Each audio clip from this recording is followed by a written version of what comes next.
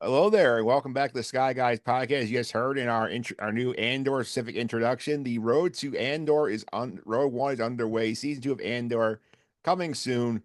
We had the trailer drop last week. We are doing our full breakdown of the trailer today as we kick off the Andor preseason coverage here on the podcast.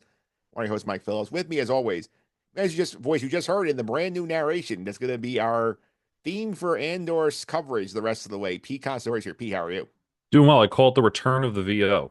Little Yes. Star Wars pun, I guess. It sucks. Don't worry. Yeah, no, excited to talk about the trailer that dropped last week and see what you guys thought. So we had some time to marinate and to really watch it a couple times. So I'm glad to hear your thoughts. Yes, that extra discussion time, the viewing time gave me some theories. I know I picked up things. Yeah, no, for sure. Yeah. Also with us today, back in the saddle. He was a little under the weather this week, but he is feeling good enough to be back with us here. It is our rebellious chief, Nick Fraietta is here. Nick, how are you? Doing great. Very excited. Season two. Season two of Andor. We've all been looking forward to this most critically acclaimed show that we've had on Star Wars, maybe even Disney Plus as a whole.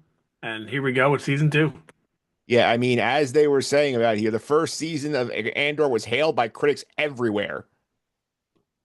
And fans as well. Yeah, and fans loved it. So we're here to talk about that today. And Pete, people want to subscribe to the Sky Guys. They can do so Apple Podcasts, Google Play, TuneIn, Spotify, Amazon, all usual suspects. Still search for the Sky Guys for your podcast platform for episodes there here. And we have, all our Andor preseason coverage here. We're going to tell you what the rest of the plan is after this week. So make sure you subscribe. You get ready for the road to Andor. It's going to be a much more of a sprint than we thought it was going to be. Yeah, big things to come, not only with content, but even our branding. So make sure you check that out. We're going to have some changes coming down the pipeline there. Make sure you're subscribed to the Sky Guys Podcast YouTube channel once Andor Season 2 officially starts. YouTube versions of the podcast will be exclusively on that Sky Guys Podcast channel. We're going to be moving it over from the M. Phillips one. So make sure you subscribe there as well. Yep. You can still get the Mike Phillips YouTube channel for now here. And Nick, social media wise, how can people follow us? At Sky Guys Podcast, pretty much everywhere, and at skyguyspod@gmail.com if you want to email the pod. Yep. So we're going to also show you our social media comment of the week, first of all. This is from TikTok, from when we talk our Tales of the Blank Characters React episode. This is a comment from Todd Gonzalez on the Luke Skywalker idea. He says, half Luke and half Thrawn to make the episodes longer than 15 minutes, make them an hour. So, Pete, Todd's all in on the Luke Tales episode series. Yeah, I mean, an hour I think is a stretch. Not to say it couldn't be done. I think it'd be pretty cool, but I think the format of the Tales series has always been these quick 15-minute kind of deals, 3 episodes each. So, if they can make it longer, I say great. But yeah, definitely, the fans are all in on Luke. Yeah. Also, we'll note here that or Ryan also is here, or we just recast Luke with someone younger. It looks like what Mark Hamill did during the OT days. And Nick, assuming this is you who said hard disagree. Yeah, because we all know if they recasted Luke Skywalker, the internet would go crazy. Yeah, So I know Ryan doesn't seem to think so, but hard disagree there. I'm with Ryan. I think they could do it. And I think recasting is not a death sentence. It shouldn't be. I mean, Ewan McGregor was a recast from Alec Guinness. I am not telling you that I don't think they should recast Luke Skywalker, but if they recast Luke Skywalker, hell will burn over. They're going to be getting a lot of hate on their social media hate channels. Yes. Yeah. And Pete, I will let you take the reins for this one here. You mentioned some branding changes. We have some a new logo format we're debuting with the drop of this episode on March 3rd. So you want to take it away? Yeah, so as you're seeing on screen, this is our new Sky Guys logo, created by the very talented Vincent Lavallo. He's been on the podcast. He's a friend of the podcast, also a personal friend of mine. Yeah, we're going to be using this brand new logo throughout all of our marketing and branding, and hopefully you guys enjoy it as much as we do. We have different color schemes for different shows. We're going to be using this for, probably thumbnails in the videos that you see on YouTube. So definitely a very, very cool new branding, new start to the Sky Guys for Andor Season 2. Yeah, and Pete mentioned here, the color will be changing along with the shows. We've chosen red for Andor because a very red motif in that trailer. So I think that's a good fit, Nick, with the red start. Absolutely. I think it fits the Andor theme very well. Yes. So let's go ahead now. Let's get to some Star Wars news. And Nick, we have like one thing this week, it looks like, to really discuss. Yes, there's one thing, and that thing is the Rey movie, which we got the new writer a couple of weeks ago, George Nolfi, is reportedly not going to start filming until at least 2026 because he's making changes to the plot. To me, this is one of our first steps into this movie's never happening. Yeah.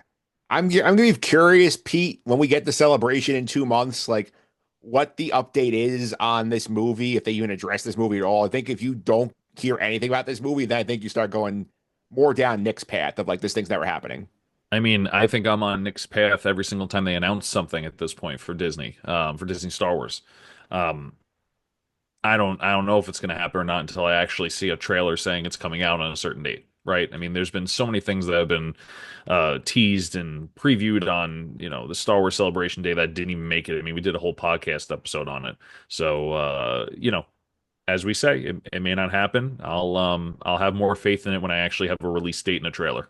Nick, my point is I, more like celebration is sort of our litmus test of like what they see as a serious project and what they don't. Because remember a couple of years ago, we had Days release a surprise guest. We had these movies announced like these are our things we're focusing on. Like if we don't get something on this project, we're getting, oh, like here's Ryan Gosling. He's starring in the Sean Levy Star Wars movie. And like obviously you get Pedro Pascal there, I'm sure, or something to talk about the Mando and Grogu stuff. Like if we get nothing on this, I think your alert level goes way up that this is in deeper trouble than they indicate. well, I think it's a good move for them. I see what I know what they're doing. I see what they're doing, and this is not an accident. Yeah. You're putting Mando and Grogu in theaters. You're also planning to put Rey in theaters, and as an organization, as Lucasfilm, as Disney, as Star Wars, Mando is going to sell better than Rey. Yes. At this point in time, Mando is your hot ticket. So you put that into the theater first. If this thing bombs, okay, we're out. Sorry, we're not doing a Rey movie. If this thing does well, make the movie. Yeah. So I think they're waiting. That's why it's filming at least 2026. I bet you it comes out. We're looking at summer 2026 to film because they're going to wait and see how Mando and Grogu does in theaters. If it does well, they'll make the movie. If it doesn't do well, all of a sudden it's going to disappear. Yeah. I mean, I think, like I said, I think if they do get Gosling, I think the Sean Levy movie does speed up the pipeline of something that they're going to try and work on here to sort of build the brand. But I think like with Ray, I think there is going to be a lot of caution, especially if Mando and Grogu does not do well. So, like we'll shelve Daisy Ridley's story for another 3 years until we have a better idea for it. Yeah, I think with a Ray movie, time is their friend. I Yeah. think they can because it's been so long since the sequel episodes anyway. I think you can take your time. I think I agree with Nick. I think they're just waiting to see how it does. So they can wait as long as they want, I think, when it comes to Ray. I think Daisy Ridley is going to be down for it whenever they decide to do it. So why not? Yeah. Remember, too, this is not a Mark Hamill age issue. Daisy Ridley's only 32 years old. So, like, they could do this movie when she's 36 and they still have plenty of time to tell stories with the character. Oh, agreed. Absolutely. If anything, waiting longer benefits in terms of how they want to do something out in the future. It's just going to look more realistic, being that, I mean, credit to her. She looks pretty much the same she did 10 years ago, which is great. Yeah. I mean, it's great for her. But if you want to sell something of, oh, she grew much older, then maybe you wait a little bit longer and that even helps you. Yeah. Well, we'll see what happens there. Is that if that's our only news item, correct? Yes. All right. So we got this finally got this Andor trailer. We were asking last week on the podcast with special guest Nick D'Alessio was here. Talked about the Galactic Star Cruiser. We're saying, where is the Andor trailer? Why haven't we gotten it yet? And on the day that episode drops, the trailer came. So since we already put one out, we said, you know what? Let's take some time. Let's analyze this trailer, take a deep look into this here, and see what we got here. So before we go deeper into this trailer, I'll start with you, Pete. Big takeaways from the Andor trailer. It looks really cool, but it looks like they're going to be cramming a lot into it, which is not necessarily a bad thing. But I'm curious to see what the pacing's like and if it's just heavy hitting throughout all 12 episodes. And we'll talk about the structure of the schedule as well. But yeah, definitely a lot there, a lot of content. I can see, some separation in the ideas and the concepts, and it looked badass. Yeah, it did, Nick. I love the music in it as well, where it's like we've gotten the same kind of like Star Wars music in like every trailer for every product we've had, I think, on Disney Plus. This one breaks from that a little bit, gives you a modern like rock song, and like it fit the vibe perfectly, in my opinion. It got you pumped up. And as Nick D'Alessio said last week on the pod, like their marketing thing is, hey, critics love this, everybody love this, it's coming back. Get hyped. I agree. We talked about that off air a little bit with the music, and the only other show they've put out that had real music in the trailer was Skeleton Crew. And here we are, right after Skeleton Crew. This is the first show after, and that show was kind of a Call it a hidden. yeah, yeah. That's not what I mean, though. What I mean is, the show was kind of a way to capture audiences who weren't Star Wars fans, and I feel like they're trying to do the same with this kind of music here. Like for example, you and I and Pete and whomever, we were going to watch Andor season two. We didn't need a trailer to watch it. They could have not put out a trailer. We all would have watched it the first day. But there are some people out there who need to be sold on the show, and I guess it's a little bit of using a song like this and a tone like that in the trailer, making it look a little more fun, is a good way to capture that audience that may not have been interested prior. Yeah. I do think, Pete, the big difference I noticed too in the tone of the trailer between season one and season two is season one was like very much like a slow build where we developed these characters. We had like it's obviously big story moments, whether it was, the heist on Aldani, the prison break, like, but we took time to develop these characters and build those relationships. Here they were emphasizing a lot, like, oh, action. Cassian's in rebellion right now. He's blowing up ships, he's blowing up buildings. There's Razors with Mon Mothma leading raves in the middle of the Coruscant ballroom. Krennic is here. Like they're trying to like we're just kind of go go go now. Yeah, and I think we're getting the in between of Andor season one and Rogue One, right? I mean, I think that's the beauty of this season. I think that there's more to the story after season two ends that's already available to us.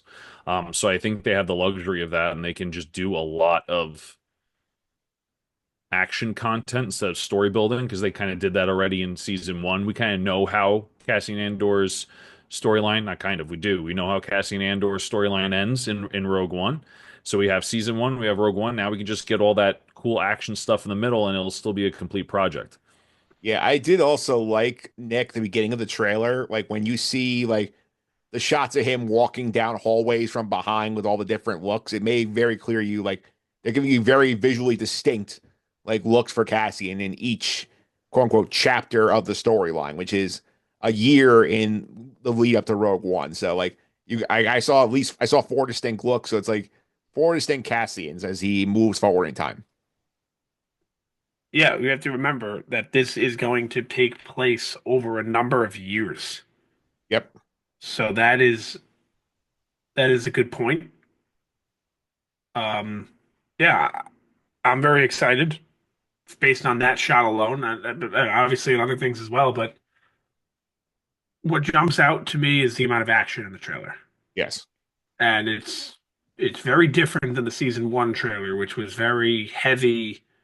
It let the emotions do the speaking, if you will. They're very like there's a lot of ringing the bells and whatnot. It was more of that kind of vibe to it, more of a like I said, an emotions. Well, this is more of an in your face action.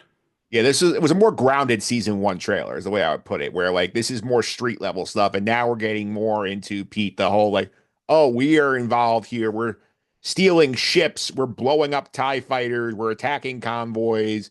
Cassian and Bix are blowing up a building like on the run. So like they're making it show you like, hey, like rebels are gonna rebel now, and we're gonna do all the fun rebel things.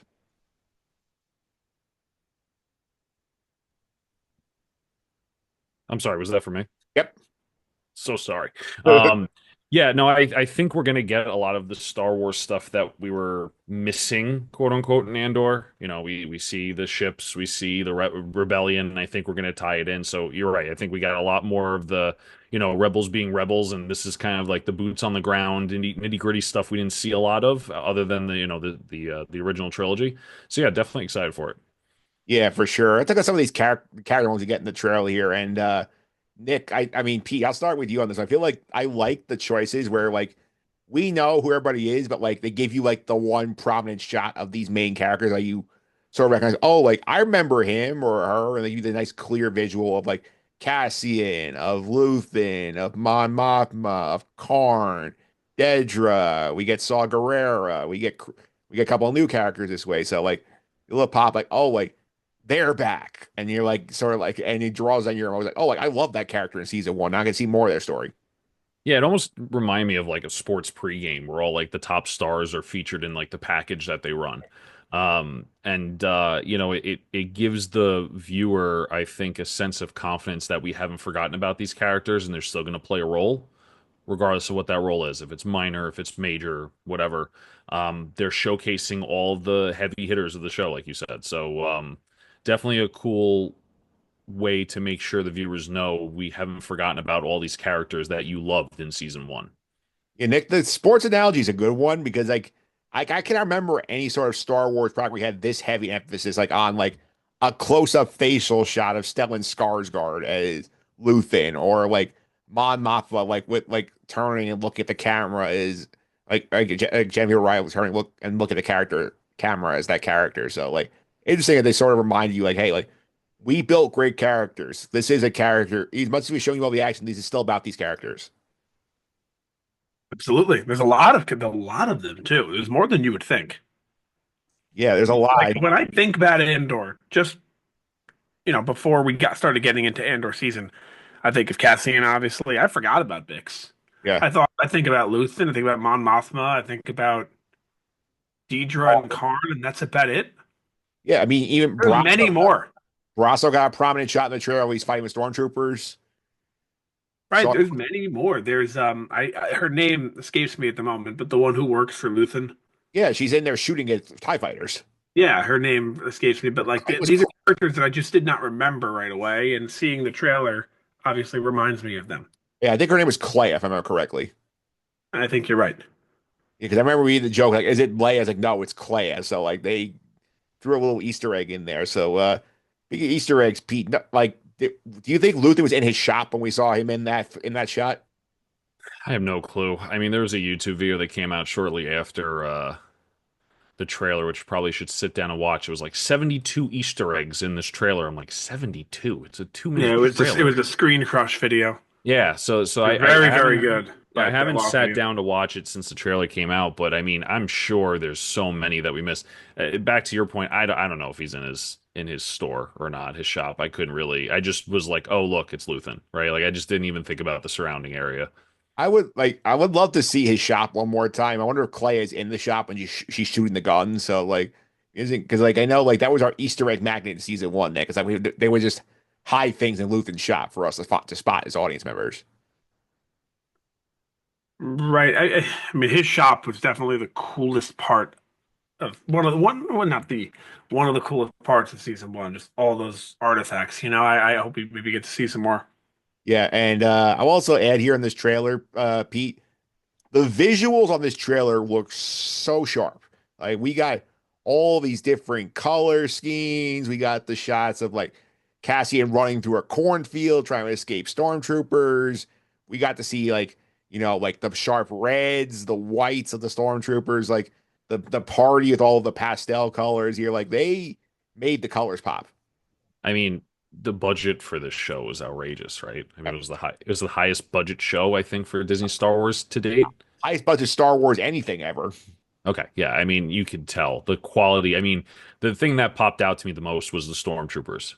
Just how crisp and how good the armor looked just on screen on YouTube, right? Streaming it from YouTube, not, downloading something in 4K, letting that be actually on my, hard drive and pulling it, like streaming it over the internet through a Fire Stick still looked awesome. So, I think we're going to be in for a very high quality show, not just for content, but just in general, the resolution, the technical aspect of the show, I think it's just going to look beautiful. And we saw that in Andor season one as well. Just the location shooting that they did was also phenomenal. And I think Andor has that reputation now that they had to keep up with. Yeah, and Nick D'Alessio was here last week, and when we talked about this trailer, he said like, I feel like the one thing they have to do is they have to market like how much the critics loved it, how great the cast is, how everybody loved this show, and like you see it when they drop these quotes in from critics saying, "Oh, like emotional, exciting, energetic, like Emmy-worthy performances throughout the cast here." They're leading it hard into like we were an Emmy nominated show, and remember that this is the good Star Wars show. So we want everybody to remember this. Yeah, I actually didn't think they were going to do that. I was a little surprised. I was happy they did that, but I was a little surprised. I feel like they don't want to discredit any of their other shows. Yeah, But yeah, they did do that. They made it clear. This is the the bee's knees. This is the cat's pajamas. Whatever you say. this is high quality Star Wars content, people. Like you want the good stuff. This is the good stuff. Yeah, yeah. I'm a little surprised they did it, but happy they did. And I mean, it's true. We all know it. We may like some of the other shows more. Some of us like. I know Pete's a big Ahsoka fan. I like Mandalorian. I mean, I also like Andor, but I think we all know deep down this is the best made show. I don't think we have any debate on that. No, not even close. This is like the prestige TV Yeah. Star Wars show. Right. Like, of course, like I may have more fun watching season two of Mando, but it's not made better. No, it's not made better. And Pete, I do think that like I give credit to Nick D for that call where he said that they have to lean into this in the marketing, and they are doing that because I don't know if they'll get the nominations for like these actors because like they're gonna cycle will be with up against like White Lotus, Last of Us, Severance. Like they're gonna have a hard time getting nominated, but like they will be in the conversation, which is something that you do not expect on most Star Wars properties. I mean, I'll call it what it is. I have not seen much for Last of Us season two other than like a poster, right? It's coming out. It's Um, be airing about the same time as this, pretty much. right, and I understand it's going to be competing with it, but I think that the marketing for Andor, even since Andor season one, has been like you had mentioned. This is the premier Star Wars content. This is our quote unquote flagship show, even though they're doing two seasons of it and that's it. Um, and it makes sense because Rogue One was such a high critically acclaimed movie as well, right? A spin-off of a story that was just loved by a lot of people just in Star Wars in general. To have Rogue One be that great and now work off of it and have this whole like little mini saga for Rogue One, I think was an excellent idea.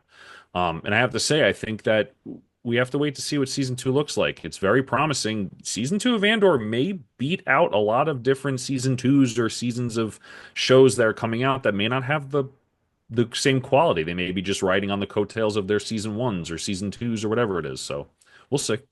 Yeah, we'll see. I looked up while you were talking the comparison here on Rogue One, like as on Rotten Tomatoes, for example, 84% of the tomato meter, 87% on the audience score. So like very rare to get on a Star Wars property, get both the critics and the audience on board with something.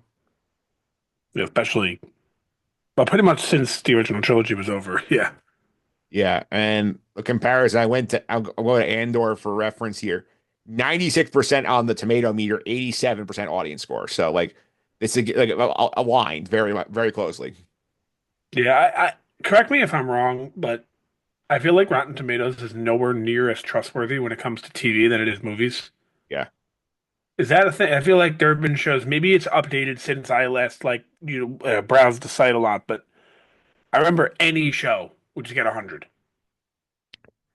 Yeah, well, They didn't have many critics doing it. Has it become more of a norm for TV as well? I haven't checked into detail on that, but like I just noted, like 96% positivity doesn't track with like what we were hearing about Andor at the time. Okay, because I remember like 10 years ago, like Arrow 100 based on 4 reviews. I'm like, oh, Yeah. I would imagine that's not the case anymore. Yeah. So you said Arrow, I'm going to check on. I don't remember that off the top. I'm just making that as an example, but I remember stuff like that. It was like any show basically just got 100 and had like 3 or 4 reviews. Yeah. So Arrow Is from it? Do they actually have like reviews now? yeah, the tomato meter on Arrow is 86%. Does I'll it tell tell you you, how many? I'll tell you right now. It's Oh, okay, I see it now. It's like about 300. Yeah, so like they have more critics and Okay, so scores. it is legit now for television shows as well. Yeah. So let's talk about some interesting stuff we noticed in the trailer here. We got some new characters which we knew were coming. We got to see our first look at them here. Nick Krennic is back. We see him looking at the Death Star. We see him talking to Mon Mothma at one point. So Krennic return is very exciting. Seeing Ben Mendelsohn back in that white suit. It's very exciting, and I think we got way more Krennic than I was expecting, even in the whole show, just in the trailer. I Yeah, thought we were going to get him for maybe two scenes. you thought he'd be like in a meeting somewhere. Yeah, I did not say. It looks like he is going to be perhaps the main villain of the show.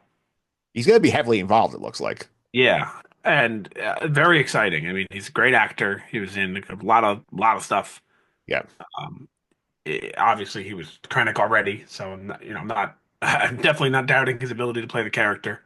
Yeah. I know he can do it. He made the character, and I'm excited to see what the character has in store. I wonder if this is going to be more about just general security threats, or if it's going to involve the Death Star more. I don't know. I would imagine we're not really going to focus on the Death Star too much, but who knows?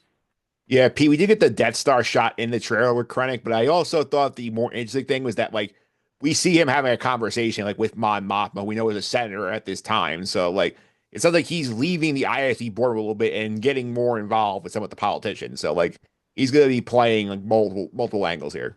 Yeah, I mean they can even take it multiple angles. You could take it the Death Star angle where you can even flirt with the idea of having Darth Vader show up or even the Emperor in some capacity, right? You can flirt with that. You can flirt with the idea he's just more in the politics end of it. So there's a lot that they gave us in the trailer, but there's a lot that they didn't. There's a lot of angles they could take. I think it's really cool that there's a shot of him looking at the Death Star because that's what's happening in this timeline, and that's the whole point of Rogue One and Andor and everything like that. So it definitely opens up the brain to some different possibilities without giving you too much too fast. Yeah, and Nick, remember the season one post credit scene was them using the widgets they were building in prison in the prison sequence to build the Death Star super laser. So like that we were AT's Death Star presence. So That's right. But here is the thing that I think you may not have known is that you had mentioned Oman Mothma is a senator at this point. yeah, So she's kind of not. So what happens is, and I'm thinking we're going to see this too, based on some of the shots we got on the trailer and some of the stuff.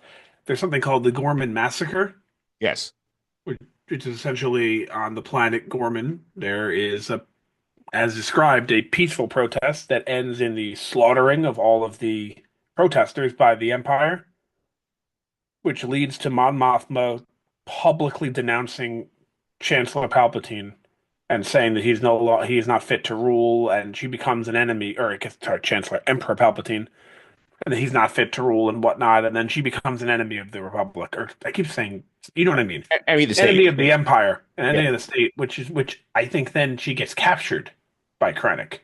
yeah. So Well, at that point, she's no longer a senator; she's a fugitive. although P, I will mention here, like the shots we got of Mon Mothma in the trailer, apart from Krennic, was like her like wearing like the gold gown at this like really fancy party with the Rager. We get the timing of the rebellion, like the rebel line, like when she's like leading like a rave sequence here. So like that was an interesting visual for give us from Mon Mothma here. It was artistically, I'm sure it makes sense. That part worried me a little bit, but I mean, it's I kind of like Nick's angle better. I hope that's what happens because that sounds super interesting, and I think it'd be on par for what Andor is about, right? And the timeline. So My Yeah, hope I think that this whole party thing is early, right before the protests. yeah. I think we're going to have this party interrupted by the slaughtering of these people, and then that's going to become a whole thing where this party, is interrupted. Yeah. And it's also interesting too with Mon Mothma, where like we see her canonically in Rebels in season three, where like she's showing up with the Ghost Crew, where she's clearly on the run at that point, using them to transmit a message to the galaxy. So like we Yep. wonder here, like if like where in this timeline this party falls and her interaction with Krennic. So like you would assume before she's hanging out with the Ghost Crew. Yeah, yeah. I would imagine it's before. I'd imagine this is what causes her to make the speech in the Senate, telling the Senate that Palpatine is a tyrant. Yeah, I think that's an interesting angle to watch at Mon Mothma here. I also think, Pete, what do you think about the shots of like the stormtroopers without their helmets running through the base? I thought that was a unique visual we've never seen before in Star Wars. We have not. Um, Interesting. I think the only stormtroopers you see without their helmets And is a Luke and Han, right? yeah, When they go undercover. But yeah, I think not to say I don't know if people had this feeling, but like when you look at a stormtrooper, it's like they're almost not human, right? It's just like, oh, these guys in these suits, and they don't have any personalities. And I think you had mentioned Finn, like Finn was the other one that would like, he was a first order trooper, not a stormtrooper, like takes off the helmet. He's a person inside that suit. It's not just some brainless person just following orders for the Empire, right? Or the First Order. yeah, So I think it gives this show, which Andor's done really well, a sense of personality and that there's real people, real quote unquote people in this universe who are affected by it, whether they're for the Empire, whether they're for the rebellion. So I like it. I think creatively, I think it's a home run.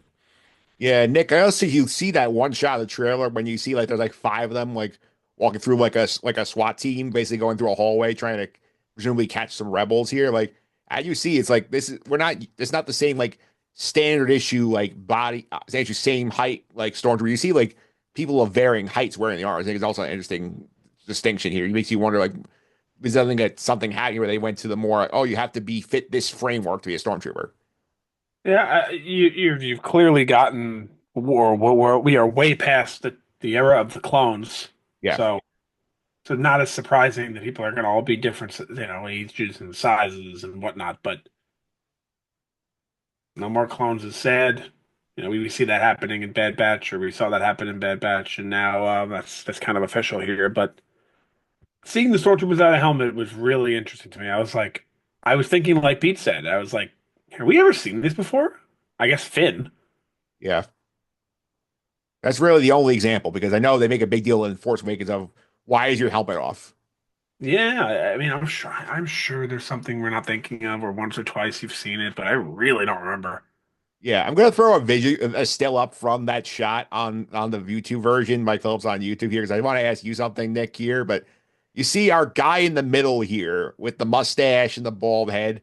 I It kind don't, of looks like Bill Goldberg if you're a wrestling fan, yeah, I would say the vibe, it kind of reminds you of your dad. and Bill Goldberg. Yeah. Yeah, so Phil Fraietta Sr. getting vibes of him and that from that stormtrooper in the middle. No, I could see it. I could Yeah. see if he had no hair, I think it does look like him. Because I think if you give that guy hair, it looks like a ringer of your dad. Yeah, he might. Yeah. I just wanted to point that out. I thought that was a fun visual. That would pop my head immediately. I saw this guy. I don't really disagree.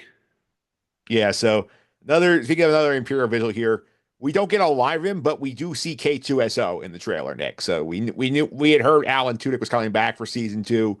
Here's our confirmation. We get K2SO, who's going to be we know a big part of Cassian's life over the next like 5 years. Yeah, and we they've met in a comic before. So I don't expect us to meet Kay again, but they could easily just do that again. You They know what I could mean? they could retcon because I know with Ahsoka they technically Tales of the Jedi technically retcon something that happened in the book.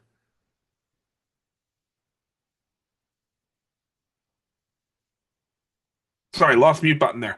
Yeah. But and they also retconned Cassian's home planet. Yes. If it serves the story, they're going to do it. Yeah, so I'm not I'm not like gonna be shocked if they retcon how they met to show us. I feel like it's something they can't do that off screen. They have to show it, right? I think you have to show them reprogramming K2SO and getting him on their side. I think that's too big to say, oh, it's in like Star Wars number 73 in Marvel. Go read that. Um, I would say yes and no. I mean, I feel like for the Rogue One um fans, they already know the droid, right? So it's like if he just showed up and started helping, it'd be like, oh, there he is, right? maybe the person that doesn't understand the droid, they could probably just introduce him as someone that's helping the rebellion. You don't need to know the backstory. So I feel like there's ways to do it. But I think it'd be cool if they had just like a little something in there to show it. But I don't think it's necessary. Yeah. A couple other things I want to touch on here. Nick, as the Karn guy, what do you think of Karn's new work uniform? I think he looks great. I, Um, the tie as looks you sharp. know, as you know, Karn is my favorite character. Yes, even though he's last on LVP board going into season two. Yeah, he didn't have a good season, but I like him. Yeah. I Yeah. can see why we voted him down. He was a little weird and creepy and stalkish, whatnot, but I do like him. Yeah. Pete, like business cat, like the business attire works better for Karn than whatever he was rocking for Premore in season one. Yeah, for sure. I agree. Yeah. Some other fun visuals here. Like as you mentioned, Pete, I mentioned Nick, like a lot of Bix. We did not was not going to get as much Bix as we did. Because remember, at the end of season one, she's basically like catatonic after being tortured by the Empire, trying to find out where Cassian is. Yeah, and it looks like they found each other. Yeah. Yeah. The very interesting. You see at one point, like there are several interactions over several different timelines, Pete, of this show where we see that Bix and Cassian are heavily working together at multiple points. Which is nice. I mean, it kind of gives away that Bix is okay after all of that, but I mean, I'd like to see how she gets to the point to come back to Cassian to help. Yeah. Any characters that you felt were missing in the trailer, you're surprised you didn't get a glimpse of? No, but there's one that we didn't talk about. Yeah, who was that? Who would you say that is? Did I miss it? Did we not talk about Saw Gerrera? I imagine he's the first line of the trailer. I mean, we didn't really go into detail about Saw's appearance and whatnot, right? He's closer to his Rogue One like look now. Well, very in terms of the age is right there, right? I mean, they gave him the right hairstyle now. They gave him the hairstyle too. I think that I don't know when you're watching Rogue One and you hear Cassian the way he mentions Saw Gerrera, do you take that as I know who he is and I don't like him, or is it, I've heard of this guy, I don't want to deal with him? I took it more as the former Pete, where I took it as sort of like I've know Saw, like I've dealt with Saw in the past. Remember they have a connective tissue with Luthen, where Luthen is the go-between for Saw and some of the regular Alliance folk. I can see a scenario here where like he and Saw are working on something, and Saw goes too far, even for Cassian's liking. Yeah, either that or he's just too unpredictable. Yeah. I don't know how you guys feel about Cassian Andor, but I feel like he's very calculated at times. Maybe not always. Obviously, in that character's position, you can't be. But I feel like Saw Gerrera is way too out there, especially in this part of the timeline. Like he was radical when we first meet him in Rebels, but it's his mental state's deteriorating and is almost pretty much gone by Rogue One. So I think something's going to happen in this season that's going to explain why Andor doesn't like working with Saw, and it's probably going to be something extreme. Yeah, it's like he mentally something makes Saw snap, basically, where he just completely Right. loses his mind. Right. I mean, and that's the character that goes back to Clone Wars. We saw his sister die in front of him during the Clone Wars. So like that was the start. And then we see him get more and more radical as he appears in future shows. Which is weird because he's also much more calm in future shows. But like, it wouldn't make any sense because he was just like, I don't know, he in the Clone Wars especially, he was really like, A hothead. yeah, that's the best way to put it. He was just kind of hothead. He was a loose cannon, and I feel like I didn't really like his character that much in the Clone Wars because of that. Yeah. And his character becomes more radical yet calm at the same time, which kind of makes no sense, but it's true. He was calm in season one when we saw him. He, Yeah, he was in Rebels though, right? Like for he some was. reason, I totally forgot he was a major part of That's Clone where Wars. he debuted. Are you Well, yeah, Clone Wars he debuted, but you see, yeah, Right. I Okay. mean, he was in animation before Mhm. Rogue One, is what I mean. Yeah. I think the Saw Gerrera stuff is interesting here. We did a pre-shot of Dedra, not much going on there. I do have any before we move on to the format of the show coming out and the way they're dropping this here. Any notable things you caught in the trail you think they're were the Easter egg discussion? I have one shot that I feel like is one I have a call on. I did. I mentioned it already. I think it's that whole Mon Mothma sequence, which, by the way, that would be the greatest scene in Star Wars history if we see her in the Senate publicly denouncing Emperor Palpatine. Yeah. Yeah, so that's your shot. Pete, That's my shot. anything you noticed in the trailers, like Easter egg, illusion, like you've noticed? I only got to watch the thing like twice, so I'm sure if I paid closer attention to it and tried a little harder or watched that 72 Easter egg video, a lot of things would pop up. But the only thing that to me alludes to maybe getting a different character, seeing the Death Star, maybe we get the creator of the Death Star, name's escaping me. Um, Oh, Galen uh, Erso? yeah, yeah, thank you. So maybe we get him. Um, but that I don't know if that's considered an Easter egg or just part of the plot, right? So What if we get Jin Ursa? I I don't think we are. I don't think it makes sense canonically in the storyline. I feel like this Well, whole it doesn't, but we know she's with Saw a few years prior to Rogue One, and we're seeing Saw a few years prior to Rogue One. I think it was from what my impression was. I think we discussed this last season. We sort of thought at that point, like she had already left by the time that Luthen runs into Saw. Well, Well, the other thing you'd as have to, she says, I was 16 to him in Rogue One. She's 19 in Rogue One, so it's 3 years prior. That's like exactly where we are. Yeah. the only I thing I don't think would they're going say, to do it. I think it would be silly, but the timelines match up. yeah, the only thing I would say is that then you run the risk of Cassian Andor meeting Jyn Erso, which they don't before Rogue One. Yeah, no, I, you just can't have them on the screen right, together. right. Can't. I feel like we would get the father first before we got Jin, but I mean, I like you said, it's 100% possible. It's not like the timeline is so way off. It's right there. It could be one of those throw in spots before Andor gets there, she's there or something as a quick cameo or a couple lines and that's it. She also makes it seem like like with the way she says to Saul, like I was 16, like it was so long ago, but she's only 19. Yeah. She makes it seem like it was so long ago. It really wasn't. Yeah, I will also say to me, the gymnastics you have to do with that is kind of like how Filoni and the Clone Wars had to go through 75 million hoops, make sure Grievous and Anakin didn't run into each other before Revenge of the Sith. Yeah. Which I don't think these guys feel like they want to put the kind of work in for that. Well, if it's only 3 episodes of Saw Gerrera, you just don't have cast like you know what I'm saying. It's much less work than doing a whole series of the Clone Wars. Grievous was in almost every episode, and so was Anakin. Yeah. Yeah. So anyway, I'll give you my shot here. That caught my attention is as a Rebels guy. This sort of my antenna were raised here. Do you go 42 seconds into the trailer? If you are watching it, you can pause the trailer here. Show the YouTube version here.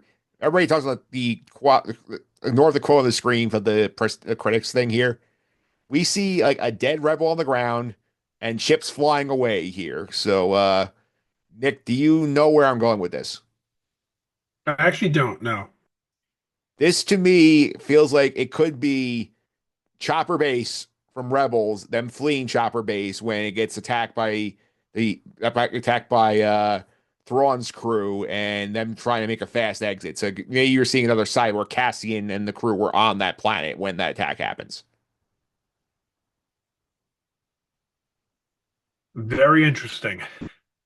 Because it's like, why else? You see a dead rebel, them like flying like hell to get away from a rebel base. So we had this happen basically in Rebels in season 3.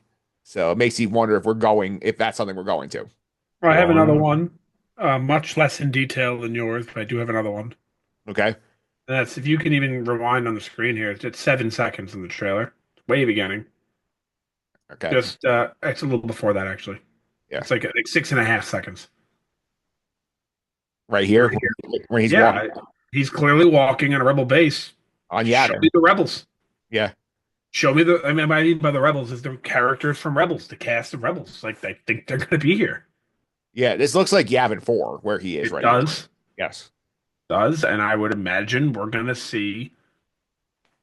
First Hera- off, we're going to see some rebels. We're going to see some characters from New Hope or Rogue One, meaning Bail Hera, Organa, along those lines. People like that. yeah, Hera and Yeah, Chopper. we're going to see all these people. I just mean like some of the doors open for any of them. Yeah, so some of these people you think you're not gonna get all of them. You might get like one or two sprinkled in. Right, yeah, agreed. If you throw them all in here, then it's just Then we're going Hollywood like you were worried about. right, and then you're also giving the audience homework, which is something that we did. This show really didn't do. It's just know the Empire exists, and it's before the original movies. That's all you need to know about Andor. Yep. That's all I need to know about Andor. Anything else you guys want to mention on the trailer before we talk about this release schedule they came up with? Nothing else from me. All right, so I think we should shift here to the release schedule here, which is a big departure from what Star Wars has done in the past. I give Pete credit; he's the one who pointed this out to me in the group chat. I missed it when we initially got the trailer drop here, so we had speculated off the air, like, oh, this is going to be their big show. We're going to do like 3 months of Andor coverage. We're going to milk it for all it's worth. Disney said, no, we're going to do the sprint. So we're going to do, these are going to be released in quote unquote chapters that cover a year of Star Wars timeline. So the premiere, we get episodes 1 to 3 and 4 BBY. The 29th, episodes 4 to 6 and 3 BBY. This in May 6th, episodes 7 to 9 and 2 BBY. And May 13th, the finale, episodes 10 through 12, which take us to from 1 BBY to I believe they've said in the past, Nick, that they go right up to the first shot of Rogue One. We see Cassian. They said it leads into Rogue One, which I would imagine is he goes to that, I don't know, that moon. Yeah, he goes to meet up with that informant and kill him. Yeah, right. Yeah. So I want to jump in on this release schedule right away. So at first glance, I was really disappointed because I enjoy the weekly model. It gives us time to come on here each week, discuss how the show's progressing, and bounce theories off one another. And selfishly, that's how I wanted things. The more I think about it, though, this is Tony Gilroy's idea to do this. Yes. And if it's Gilroy's idea to do this, I think it's the right move.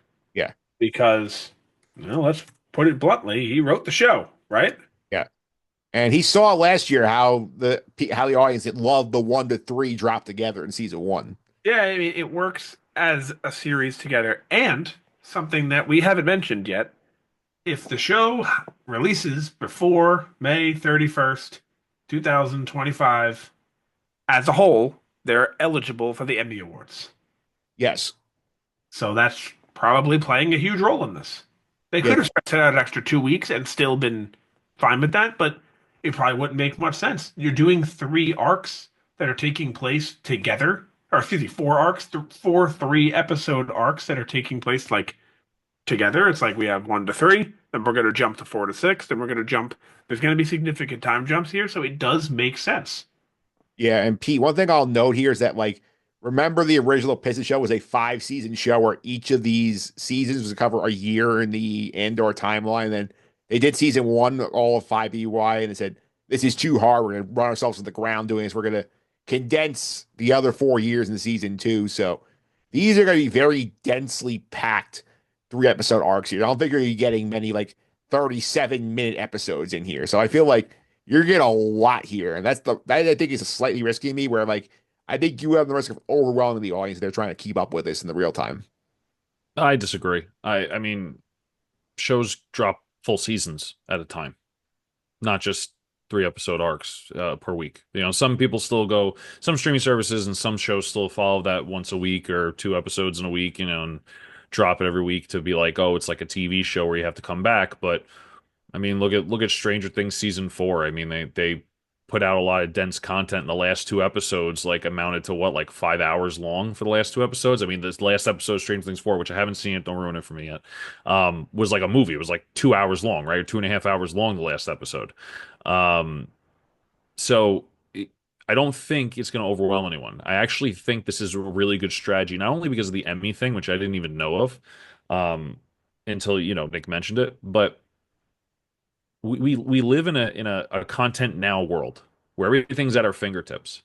And I think that a lot of their shows, when you have to come back week to week, yes, it makes excitement, but it almost makes it seem like, okay, I'm just going to watch Andor and that's my Tuesday and that's it, and you move on with your life. I think when you drop these 3-episode arcs, first of all, probably at least tie the story together.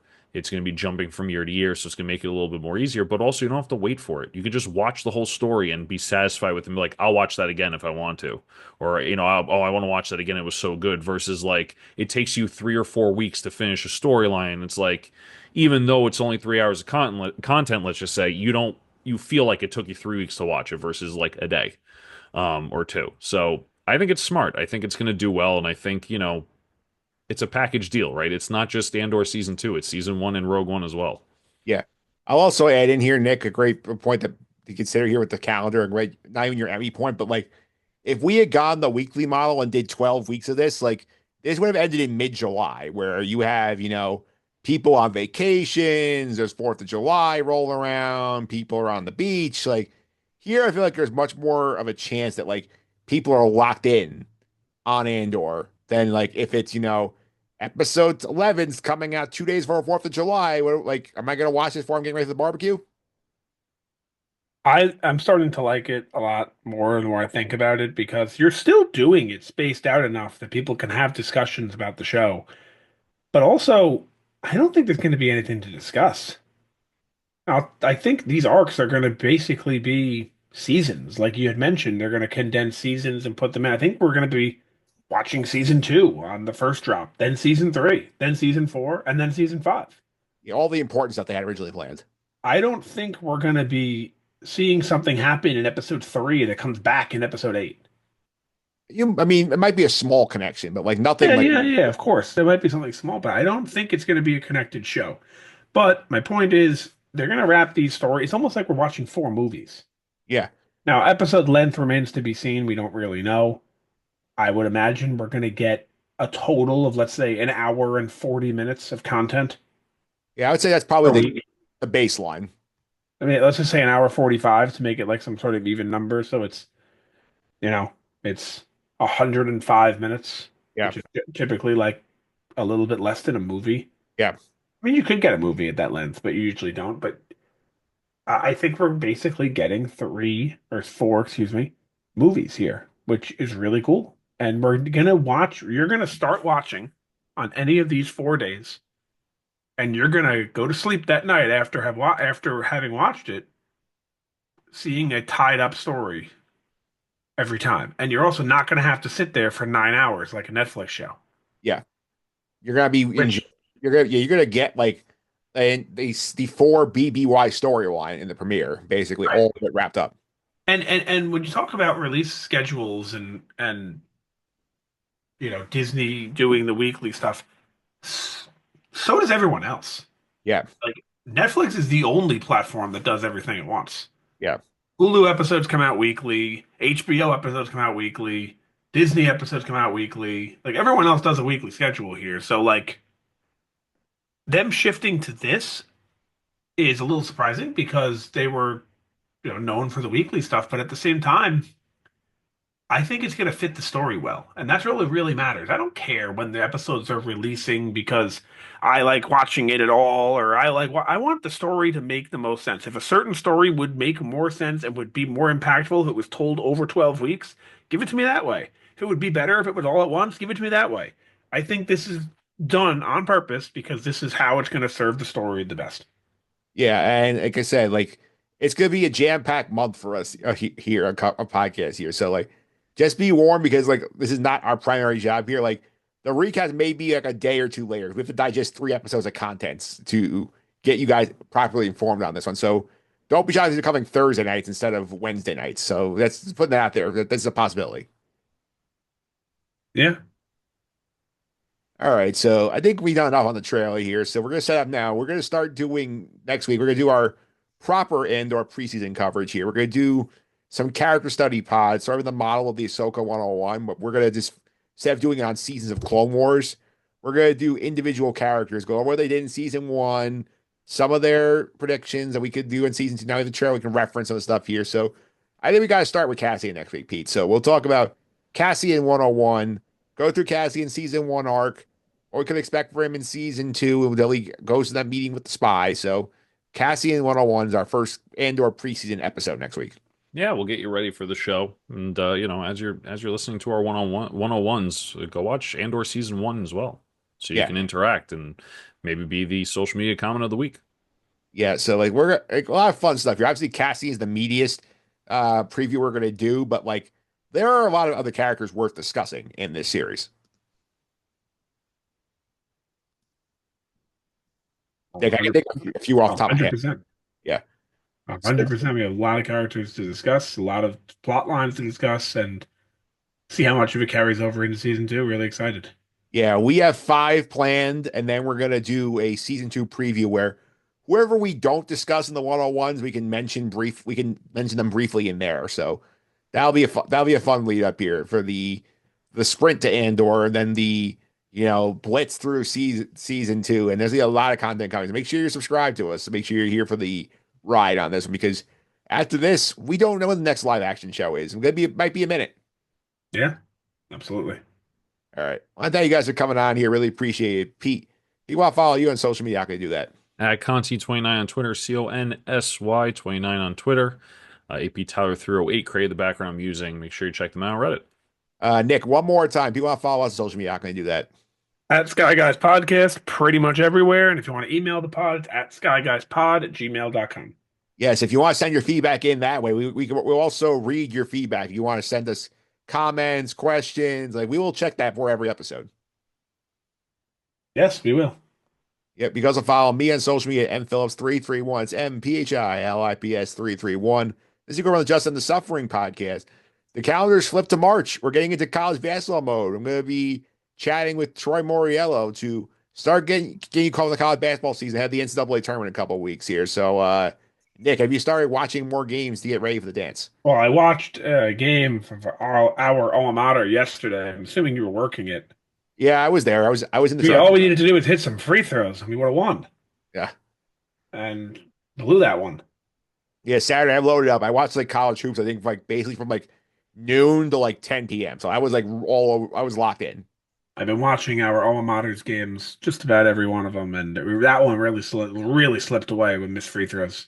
Yeah, not a fun one for sure, but keep an eye on that pod if you want to get some college basketball content. Eventually over there we'll get some coverage on Daredevil Born Again. That we're workshopping that for you as well, because that show's coming back. That's the Disney live action show that's going to be out before. That's next week, right? Yes, 2 episodes drop next week. Yeah, I have 8 days to watch Daredevil on Netflix. Or I know it's moved, but I gotta catch up. Yeah, I would recommend it. That show was great. I've only heard great things. Yes, it was great. So that's it for us. We'll be back next week with Cassian 101. Until then, may the force be with you.